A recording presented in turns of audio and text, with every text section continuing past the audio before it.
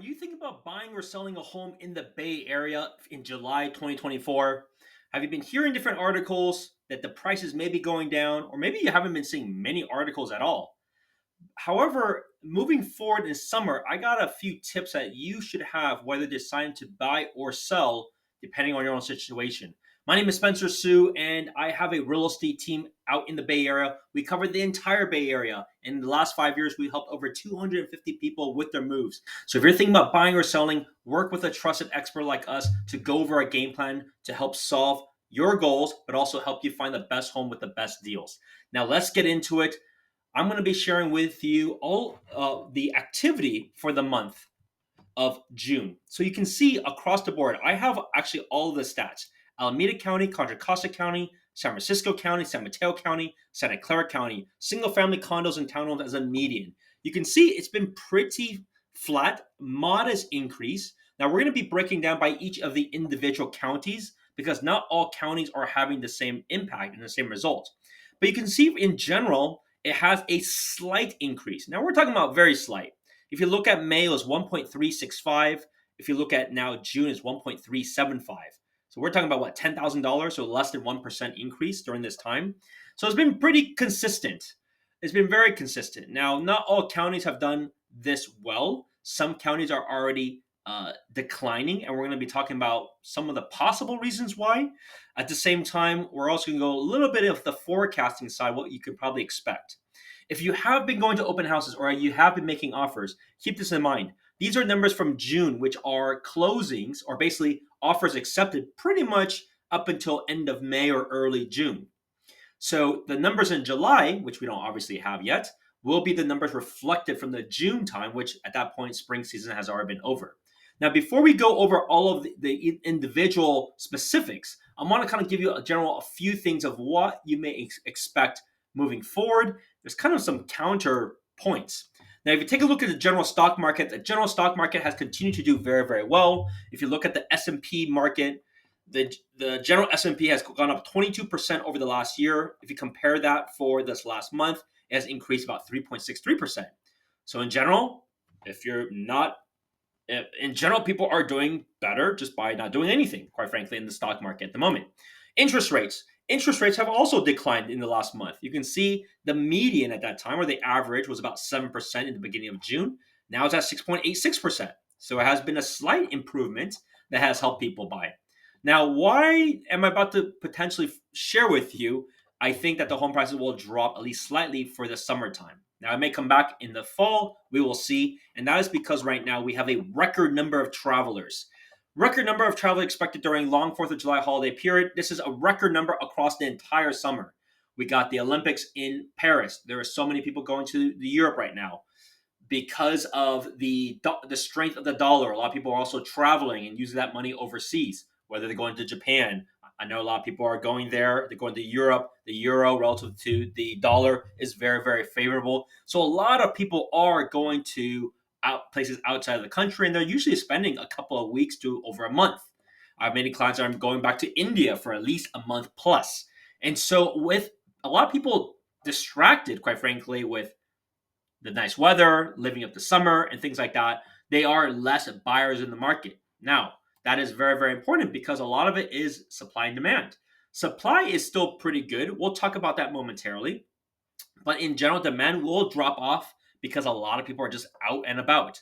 I normally don't take long vacations or trips on the summertime just because I got a lot of clients that are actively looking, but I'm sure you will probably have many other vacations. Leave in the comments below if you're taking a vacation, and if so, to where and for how long. Now let's take a look at some of the general stats of the overall market, and I'm going to go over by individual county so you can see some of the things. And as you can see, this is all real time. I'm doing this live versus other people maybe showing you some really old data, old information. Let's take a look at a couple of things. Number of new listings each month. This is a really good thing because I'm going to share with you in the last 3 years, just so you have a level of sense of comparisons of how each of the months have been. So let me even pull June to June of, let's just say, 2021. So you can compare, like, how is the number of new listings relative to before. So if you take a look at June, so June is over now, right? So you can see June numbers are quite a bit higher than last year. Last year, to be fair, we've had some of the lowest amount of transactions, but also no lowest amount of new listings that has been in the last basically 30 years. So you can see the numbers were quite a bit higher than last year. Now, May was a huge month, and so was April. Take a look at these big jumps from the previous months or for the previous year. Now, they are much less than what we had in 2022, 2021, but to be fair, those are very, very busy times, very, very busy years. So they are less than those times. We're not gonna get back to these times, I don't think, for many, many years.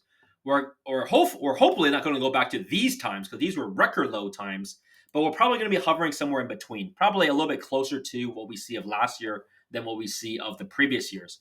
But to be fair, the numbers are still good, right? In all these counties alone, there's 5,500 homes that have come on the market. So something to be mindful of and something just to be okay with, just in terms of the reality of things.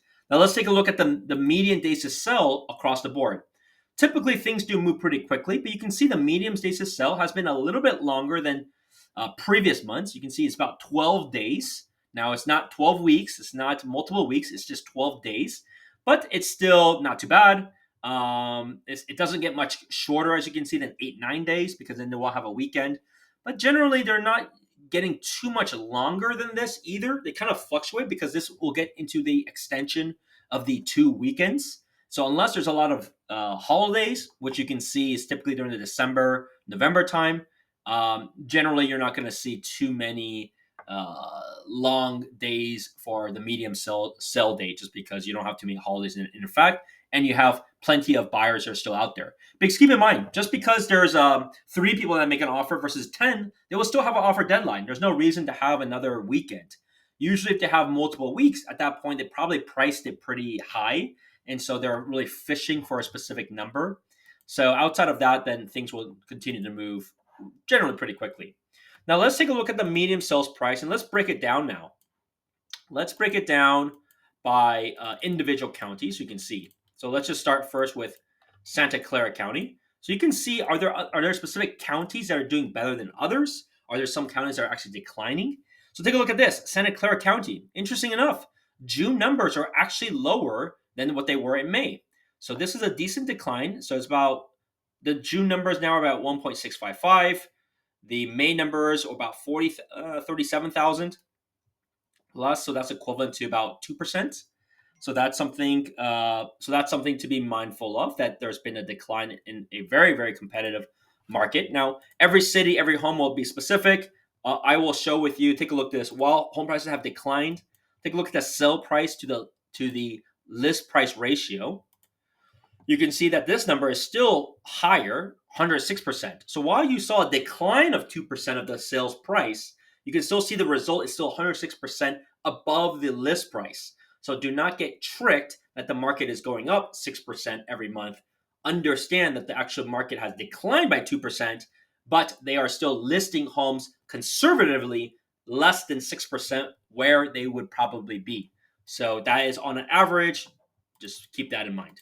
Next, let's take a look at other counties. So let's take a look at San Mateo County. So San Mateo County, in terms of a mix, you can see May was a really, really strong number. You can see, wow, quite a bit of turnaround in June. So this starts to lead you with different questions, right? If San Mateo and Santa Clara County has both dropped, and you saw on general, like the median is a certain way, what areas have done better? Take a look at this. Alameda County, interesting. June numbers in the county for all these assets. Now, I didn't break it up by single family condos and townhomes, but you can see in general, Alameda County has done pretty well, right? A very, very, very, very slight increase, but you can see the last couple of months have been pretty consistent. Now, if you look at Contra Costa County, let's see the result of this. Contra Costa County wise, you can see there's a slight pullback in June. But the numbers are only slightly off from what you see of May and April. So across the board and across pretty much all the areas, it's been pretty consistent. And last but not least, San Francisco, right? So San Francisco, as a medium, is actually the one that has actually increased. You are probably waiting, wait a second, if if San Mateo County, if Santa Clara County, if Contra Costa County were all declining slightly, what was the only thing that brought it up? Contra Costa County was kind of break, or Alameda County was kind of break even. But San Francisco, interesting, has done well. 1.465. This is a increase. Now, San Francisco has not performed as well versus other counties throughout the years, but maybe things are changing. Right? This is a really, really interesting sign. Now, I want to also point out there is a big difference between this condos, townhomes market. So I want to share with you because a lot of people that are tuning in are trying to buy a single family house. So if you're trying to buy a single family house, let me share with you some general stats and so that you can see some of these trends yourself. So if you look at Santa Clara County, the median sales price of the county itself is reduced now to 1.95. It was at a peak at 2038 last month. Okay, so that's something you want to be mindful of. Let's take a look at San Mateo. The median now in San Mateo County has dropped to 1.97. It was, look at this number before. It was at a whopping $2.3 million before. Now it has dropped to 1.97. I would say there's probably some very, very large homes and very expensive homes that sold during this time. But at the same time, there's been a big cool off. Now, next, let's look at San Francisco. We saw San Francisco, of the blended assets, do really, really well. Let's take a look at San Francisco. The single family has not done actually that well, as you can see. So the only thing that has done well is potentially mostly those condos. There's not that many townhomes there, so that's the only way that the average numbers can actually be better than before. Because you can see the single family numbers have also declined. Interesting time for those that are trying to get into a condo. Let's take a look at San Mateo County.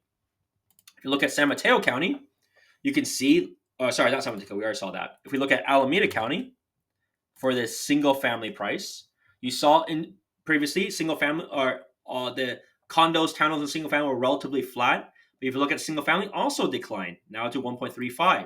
And the last but not least, we'll take a look at Contra Costa County so you can see this impact.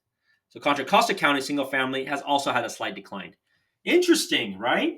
So all of the single family in every county has actually declined.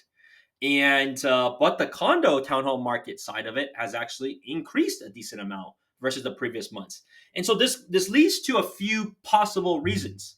Number one, the aspect of people competing for single family, did that kind of wane off? Like, are people moving instead of buying they're settling or competing against more affordable options like a condo or townhome?